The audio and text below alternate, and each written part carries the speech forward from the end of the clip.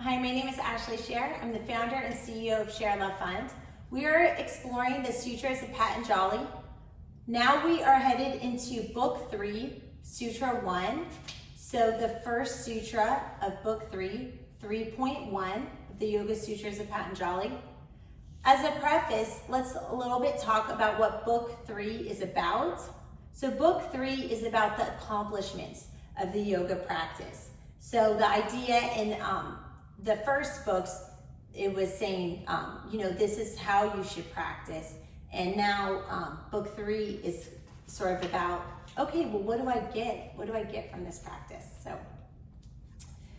the first sutra in Book 3, 3.1 in English translates to, concentration is the binding of the mind to one place, object, or idea. So this may seem obvious. It's important to know that these sutras are thousands of years old, and it was maybe interesting and novel at the time. The mind can be balanced. The mind can be focused. When we balance, we focus the mind. In other words, when you are focusing, you're training your mind. It's the beginning of meditation. Concentration is the beginning of meditation. When you read a book, you're concentrating, you're converging your mind on fixed text, and that is also training your mind. Meditation is the culmination of concentration. So we can think of meditation as like concentration. They are more or less inseparable. Normally we see our mind running here and there. When we are trying to fix it on one thing, within a fraction of a second, our mind goes somewhere else. Imagine that you just want to fix your mind on a beautiful rose. The best practice would be to keep a physical rose in front of you as you begin, because it's easier for the mind. It's not that easy for the mind to grasp something abstract or even visualize something. So keep a rose or a flame or a picture in front of you to think about a rose or flame.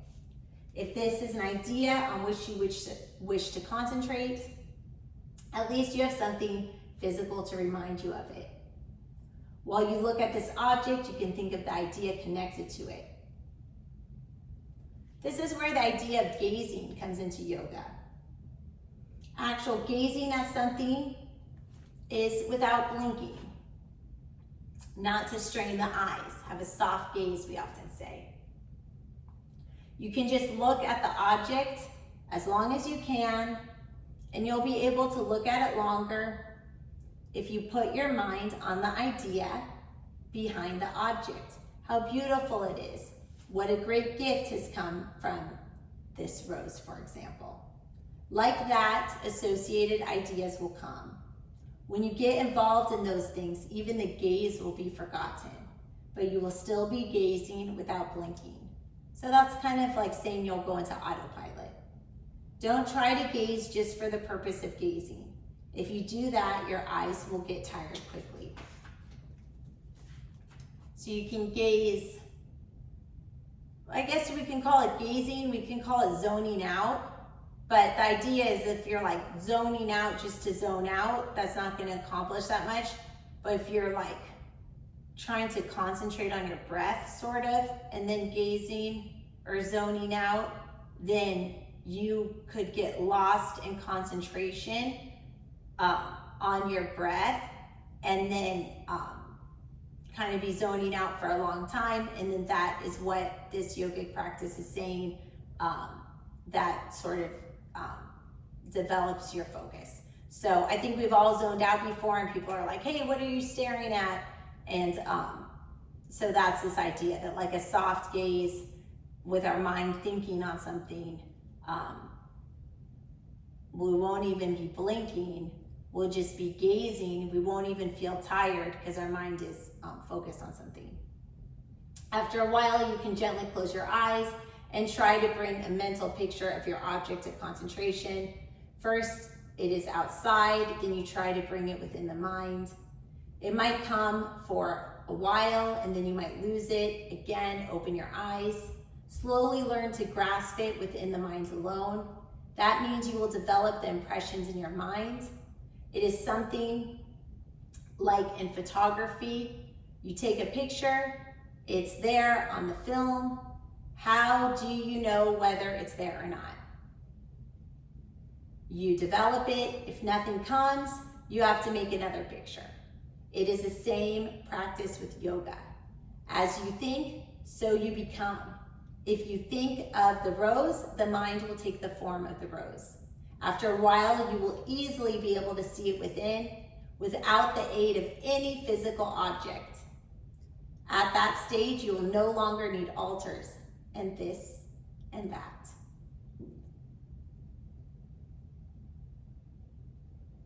When we have this experience, we are training our mind to come back and focus on an object. Our mind will naturally wander, and then we can remind it of the object. And the idea behind this is not because we're worshiping any object, but the idea is to train our mind to control it.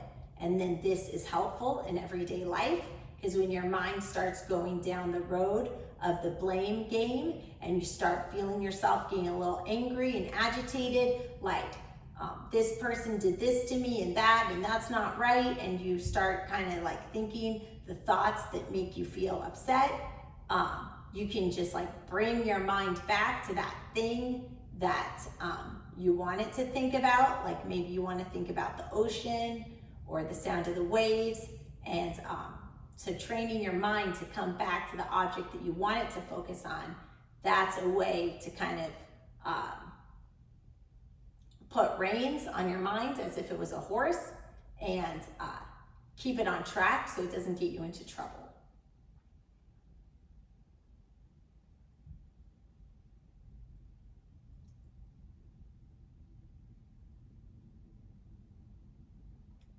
As you look at the rose, for example, your mind will try to go somewhere. The minute you begin, the mind will say, oh yes, I remember that rose, but now the rose is gone from your mind and you're thinking about the person who told you about a rose one time, and you start thinking about that person, and then that person had a birthday and you're thinking about that person's birthday, and now the mind is all gone wild.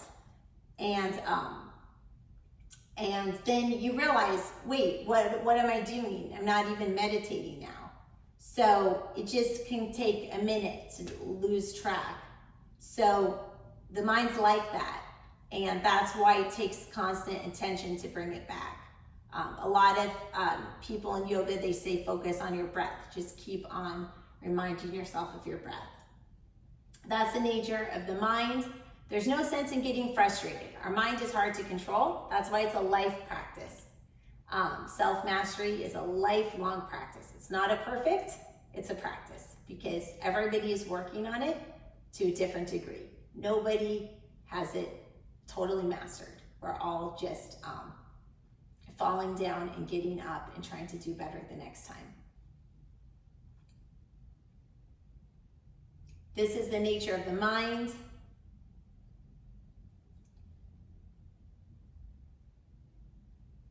And sometimes we might think, oh, you know what? I can't meditate. I can't control my mind. This isn't for me. Just because something's hard doesn't mean that you can't do it. So frustration tolerance is a huge barrier to success. So different people have different tolerances to frustration. If you haven't heard that term before, you can think of it as pain tolerance. Some people, they pass out if they, see something disturbing, and other people, they have more tolerance. They can be a doctor and do medical procedures. So just because something's hard doesn't mean that you should give up. You should pursue the things that you believe are going to put you on the path of your own best self.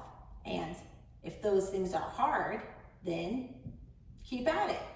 And if something isn't working for you and it doesn't seem like a good path, then maybe you don't need to do it. But if you believe something is right for you, but you're not going to do it because it's hard, that's not a good reason, you know? Like, stay on track. It's better to walk slowly in the direction of where you need to go than to run fast in the wrong direction. So, you know, figure out your path, and if it's hard, then take little steps, but stay on track. The biggest mistake of many people is that they give up. They say, I'm not someone who can control my mind. I'm not fit for meditation. They think that the minute they sit down and they close their eyes, everything should be beautiful, everything should feel great. And when their mind runs here and there, they say, you know what, meditation's not my thing. But it's like practicing the piano or playing the guitar or cooking. How many times have you, burned your finger when you're cooking, but you're not gonna say, oh, I'm never gonna eat food again. Nothing is learned that easy. When we learned to ride a bicycle, how many times did we fall? Keep trying, persevere. Remember, practice becomes firmly grounded when attended to for a long time, without breaking and in all earnestness.